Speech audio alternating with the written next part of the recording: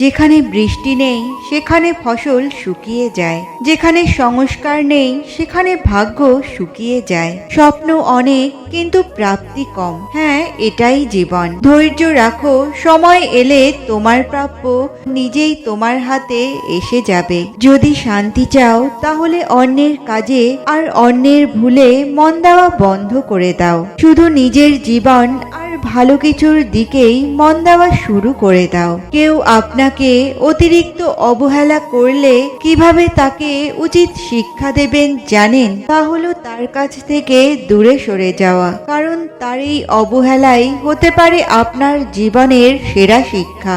সময় নিন, নিজেকে গড়ুন আর উচিত জবাব কাজে দিন, মুখে নয়। এরা লক্ষ্মী মেয়ে, এদের কখনো কষ্ট দিও না।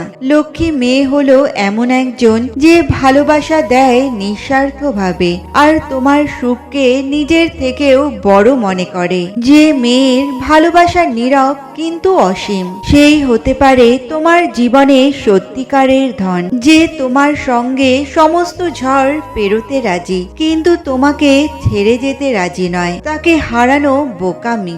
যে তোমার খারাপ সময়েও তোমাকে নিয়ে গর্ব করে, তাকে কখনো অবহেলা করো না। যে তোমাকে বদলাতে নয়, তোমার পাশে থেকে তোমাকে গড়তে চায়, সম্পর্ককে সম্মান করে, নিজের হাসির চেয়ে তোমার শান্তিকে বেশি গুরুত্ব দেয়, এরাই হলো প্রকৃত লক্ষ্মী মেয়ে। বন্ধু এমন কাউকে পেলে জীবনে যত্ন করে আগলে রাখবেন। যে দুঃখ ভোগ করে সে ভবিষ্যতে সুখী হতে পারে, কিন্তু যে দুঃখ দেয় সে কখনো সুখী হতে পারে না। তাই নিজের মধ্যে করুণা রাখবেন, ক্রোধ নয়।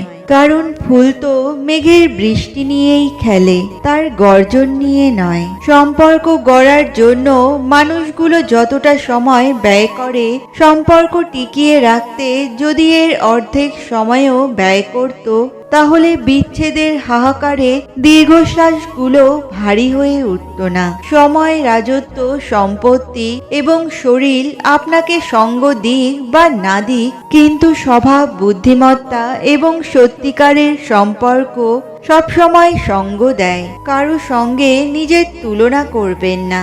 আপনি যেমন আছেন তেমনটাই শ্রেষ্ঠ। প্রেরণার সবচেয়ে বড় উৎস হলো আপনার নিজের ভাবনা। তাই সব সময় ভালো কিছু ভাবুন, বড় কিছু ভাবুন আর নিজেকে জয় করার জন্য নিজেকেই অনুপ্রাণিত করুন।